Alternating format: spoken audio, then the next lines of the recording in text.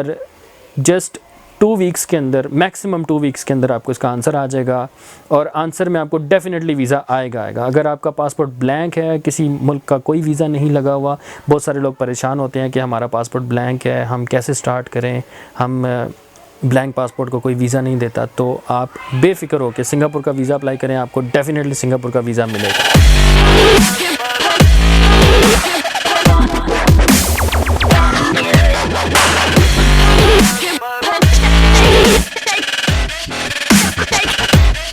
Welcome to the top Guru channel.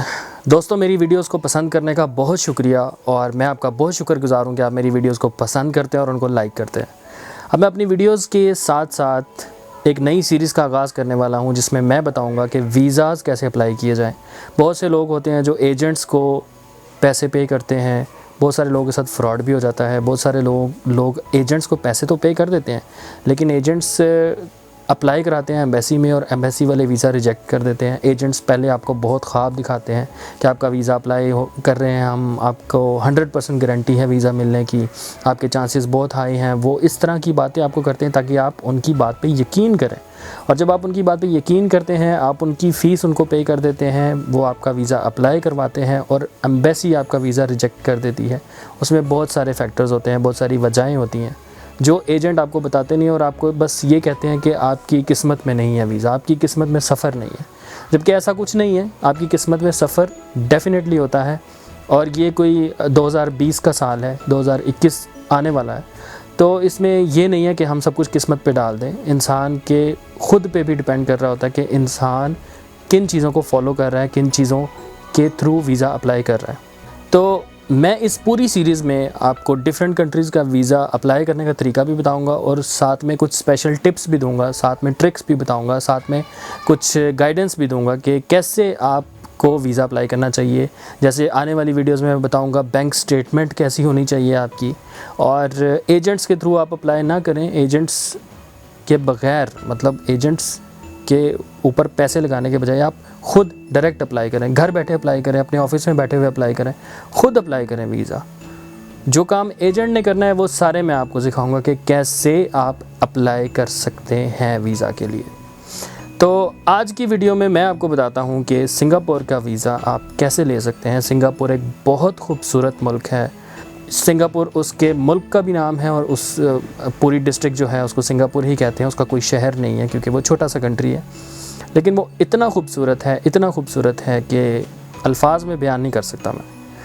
आप अगर Singapore का प्लान करते हैं, आप अगर सिंगापुर जाते हैं, तो आप ये समझें कि सिंगापुर देखना इज़ इक्वल टू अमेरिका देखने के बराबर। इतना खूबसूरत है, मतलब जहाँ जो लोग वहाँ गए हैं उन्होंने ये कमेंट किया है, अमेरिका भी देखा है उन्होंने और सिंगापुर भी देखा, उन्होंने ये कमेंट किया है उसके बारे में कि सिंगापुर देखना ऐसा है जैसे किसी ने अमेरिका देख लिया। मैं भी सिंगापुर गया हूँ, थैंक गॉड कि मैंने भी सिंगापुर देखा है और वाकई ही बहुत बहुत बहुत कमाल की जगह है। मैंने अपनी लाइफ में आज तक 10 कंट्रीज़ देखे हैं और उन 10 कंट्रीज़ के अंदर टॉप ऑफ द लिस्ट अगर मैं कहूँ तो मुझे सिंगापुर ही पसंद आया है। सिंगापुर बहुत खूबसूरत है।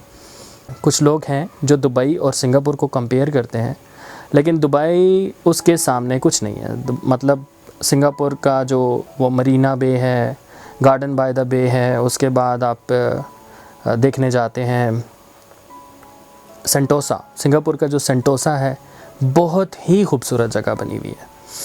तो चलें आपको मैं तरीका बताता हूं कि कैसे आपने सिंगापुर का वीज़ा अप्लाई करना है। घर बैठे आसान तरीके से आप सिंगापुर का वीज़ा हासिल कर सकते हैं और किसी एजेंट के पास जाने की ज़रूरत नहीं है, कुछ भी आपको एक्स्ट्रा करने की ज़रूरत नहीं है। बहुत ही आसान तरीका है सिंगापुर का वीज़ा हासिल करने का।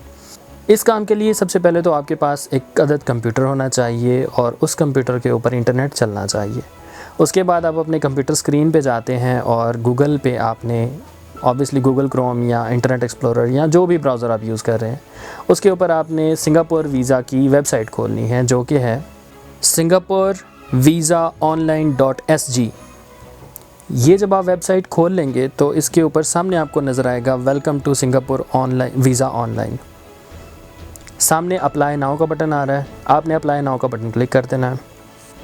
अप्लाई नाउ का बटन क्लिक करने के बाद आपके पास जो नेक्स्ट स्क्रीन आएगी उसके ऊपर आपका passport travel document issuing country आपने सेलेक्ट करना होगा।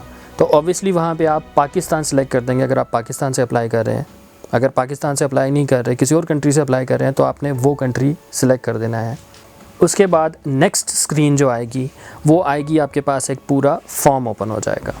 इस फॉर्म की तरफ जाने से पहले मैं आपको इसकी रिक्वायरमेंट्स बता देता हूँ कि क्या क्या डॉक्यूमेंट्स आपके पास होने चाहिए। सबसे पहली जो रिक्वायरमेंट है वो है each applicant must submit the Singapore online visa application. कि मतलब ऑनलाइन जो हमने अभी एप्लीकेशन खोली है वो तो फिल करनी ही करनी है, वो तो मस्ट ऑनलाइन वीज़ा एप्लीकेशन होगी तो ही आपका वीज़ा प्रोसेस होगा। उसके बाद है each applicant needs to upload the scanned copy of bio page of valid passport while submitting a Singapore visa application.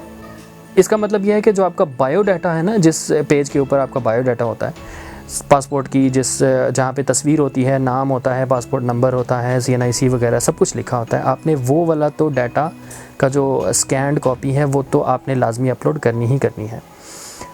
उसका आपने ये करना है कि जो बायो वाला पेज होता है सिर्फ वो नहीं करना, जो मतलब आपका पासपोर्ट का एक फ्रंट पेज होता है और उसके साथ एक नेक्स्ट पेज भी होता है जिसके ऊपर लिखा होता है government of Pakistan issuing authority. वो पूरे 2 पेजेस बनते हैं। वो पूरे 2 पेजेस आपने एक ही पिक्चर आपने स्कैन कर लेनी है, पूरे 2 पेजेस की एक ही स्कैन बना लेनी है। उसके बाद अप्लाई करने से पहले 6 महीने तक आपका पासपोर्ट वैलिड होना चाहिए, मतलब उसके ऊपर 6 महीने से कम वैलिडिटी ना हो, एक्सपायरी उसकी। और एक आपको ब्लैंक पेज लाजमी चाहिए। अगर आपका पासपोर्ट इतना ज़्यादा ट्रैवल कर करके भरा हुआ है कि उसके ऊपर कोई पेज नहीं है तो फिर आप वीज़ा नहीं अप्लाई कर सकते। अगर आपका पासपोर्ट का मतलब एक पेज आपको लाजमी चाहिए ही चाहिए। उसके बाद आते हैं पिक्चर पे। आपके पास एक पिक्चर होनी चाहिए जिसका वाइट बैकग्राउंड हो और कलर्ड पिक्चर हो और आपने सर के ऊपर कुछ पहना ना हो। वो आप किसी भी फ़ोटोग्राफ वाले को कहेंगे कि मैंने वीज़ा एप्लीकेशन के लिए देनी है पिक्चर, तो वो आपकी पिक्चर वैसी बना देगा। इतनी सेंस तो आजकल फ़ोटोग्राफर्स को होती है। उसके बाद रिक्वायरमेंट में आता है कि एप्लीकेंट जो है उसको 3 स्टार, कम से कम 3 स्टार होटल की बुकिंग साथ में अटैच करनी है। अब यहाँ पे आके बहुत सारे लोग कंफ्यूज हो जाएंगे कि भाई हम तो इतनी महंगी अकोमोडेशन नहीं लेना चाहते, हम तो इतनी महंगी जगह पे स्टे नहीं करना चाहते, 3 स्टार तो बहुत ज़्यादा महंगी हो जाएगी। तो उनके लिए, क्योंकि मैं भी जब सिंगापुर में गया था तो मैं भी किसी होटल में नहीं रुका था, मैं हॉस्टल में रुका था। वहाँ पे हॉस्टल्स अवेलेबल है। तो जब वीज़ा एप्लीकेशन फॉर्म हम उसकी तरफ जाएंगे तो वहाँ पे एक ऑप्शन आएगा जिसमें आप ऑप्शन सेलेक्ट कर सकते हैं कि I don't have hotel booking. जब आप वहाँ पे कर देंगे I don't have hotel booking तो वहाँ पे $5 एक्स्ट्रा चार्ज वो करेगा आपकी वीज़ा प्रोसेस करने के लिए विदाउट होटल बुकिंग। तो इसमें आपको परेशान होने की ज़रूरत नहीं है। उसके बाद रिक्वायरमेंट आती है कि इनबाउंड और आउटबाउंड की आपके पास टिकट होनी चाहिए, मतलब फ़्लाइट टिकट आपके पास, रिटर्न टिकट होनी चाहिए। अगर रिटर्न टिकट एप्लीकेशन प्रोसेस करते हुए नहीं है आपके पास तो वहाँ पे ऑप्शन आ रहा है एप्लीकेशन में कि विदाउट एयर टिकट हम प्रोसेस करेंगे, उसके हम शायद $10 हैं, $10 वो लेंगे एक्स्ट्रा आपकी एप्लीकेशन प्रोसेस करने के। तो आपके पास अगर नहीं है फ़्लाइट बुकिंग तो आपने परेशान नहीं होना, वहाँ पे हम $10 एक्स्ट्रा पे करके उसको प्रोसेस करवा सकते हैं। उसके बाद अगर आप कपल के तौर पे जा रहे हैं तो आपको मैरिज सर्टिफिकेट की ज़रूरत है। अगर आप कपल नहीं जा रहे तो आपको मैरिज सर्टिफिकेट की ज़रूरत नहीं है। उसके बाद इसके अंदर एक और रिक्वायरमेंट हमें नज़र आ रही है कि आपको या तो एयरपोर्ट पिकअप या ड्रॉप ऑफ जो है वो सर्विस लेनी पड़ेगी, या आपको सिटी टूर बुक करना पड़ेगा। तो सिटी टूर भी बुक करने की ज़रूरत नहीं है, ना आपको ड्रॉप ऑफ और पिकअप चाहिए, क्योंकि सिंगापुर एयरपोर्ट दुनिया का सबसे ज़्यादा खूबसूरत एयरपोर्ट, सिंगापुर एयरपोर्ट दुनिया का ऐसा एयरपोर्ट है जहाँ पे सबसे ज़्यादा फैसिलिटीज़ और सबसे ज़्यादा आपको सहूलतें मैसर होती हैं। तो आपने जैसे ही सिंगापुर एयरपोर्ट से आप एग्ज़िट की तरफ निकलेंगे तो बेसमेंट में उनकी जो नीचे की तरफ जाएंगे तो वहाँ पे आपको मेट्रो अवेलेबल है एयरपोर्ट के ऊपर। आपने वहीं काउंटर से उनको बताना है कि मैंने इतने दिन रुकना है यहाँ पे। जितने दिन आप बताएंगे उस हिसाब से वो आपको टूरिस्ट पास बना के दे देंगे। वो टूरिस्ट पास आपका जितना टाइम मेट्रो चलती रहेगी मेट्रो में भी वैलिड होता है, बस में आप ट्रैवल करते हैं बस में भी वैलिड होता है, जितनी भी पब्लिक ट्रांसपोर्ट्स हैं आप सब में वो वैलिड होता है। आपको वो पास आपने ले लेना है, वहीं से आपने मेट्रो पे बैठना है। मेट्रो आपको लेके जाएगी मेन जो उनका स्टेशन है जहाँ से आप ट्रेन चेंज करेंगे। ट्रेन चेंज करके पूरे सिंगापुर के हर गली, हर चप्पे, हर कोने में मेट्रो जाती है, उनकी ट्रेन जाती है। आपने अगर मतलब एक ट्रेन नहीं भी जाती, उनकी शायद नीचे अंडरग्राउंड 5-6 ट्रेन्स चलती हैं, orange line, blue line, red line. आपको वो टूरिस्ट पास के साथ एक छोटा सा मैप मिलेगा जिसको शायद समझने में 10 मिनट भी नहीं लगेंगे, आप इतनी जल्दी उसको समझ जाएंगे। बहुत ईजी, बहुत ज़्यादा, आप आराम से उसको समझ के कहीं भी जा सकते हैं। तो हम अब वापस चलते हैं अपने वीज़ा एप्लीकेशन फॉर्म की तरफ। वीज़ा एप्लीकेशन फॉर्म खुल गया आपके पास। वीज़ा एप्लीकेशन फॉर्म खुलने के बाद आपके पास सबसे पहले ऑप्शन आ रही है एप्लीकेंट नेम लिखने की। आपने अपना पहला फर्स्ट नेम और लास्ट नेम लिख देना है। उसके बाद डेट ऑफ बर्थ सेलेक्ट करनी है। उसके बाद ट्रैवल इशूइंग कंट्री में आप ऑब्वियसली अपना कंट्री का नाम लिखेंगे। ट्रैवल डॉक्यूमेंट नंबर जो है वो पासपोर्ट नंबर जो आपका है, जो पासपोर्ट नंबर आपको गवर्नमेंट ऑफ पाकिस्तान नहीं है, आपके कंट्री की गवर्नमेंट ने अलॉट किया हुआ है, वो पासपोर्ट नंबर आप इंटर करेंगे। उसके बाद आप अपनी मैरिटल स्टेटस और अपनी जेंडर लिखेंगे। जेंडर लिखने के बाद आपके पास नेक्स्ट जो पोर्शन आ रहा है वो आ रहा है अपलोड डॉक्यूमेंट्स का। अपलोड डॉक्यूमेंट्स में आपने जो पिक्चर बनाई हुई है आपने उसको स्कैन कर लेना है। स्कैन करके आपने इसमें अपलोड कर देनी है पिक्चर अपनी।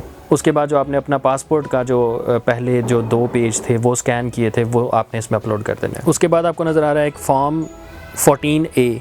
आप इस 14A के ऊपर जाएंगे ना, एप्लीकेशन फॉर्म के ऊपर, तो यहाँ पे आपको वो फॉर्म डाउनलोड करने की ऑप्शन देगा। आप उस फॉर्म को डाउनलोड करेंगे और उसको आपने फिल करके इसके साथ अटैच करना है।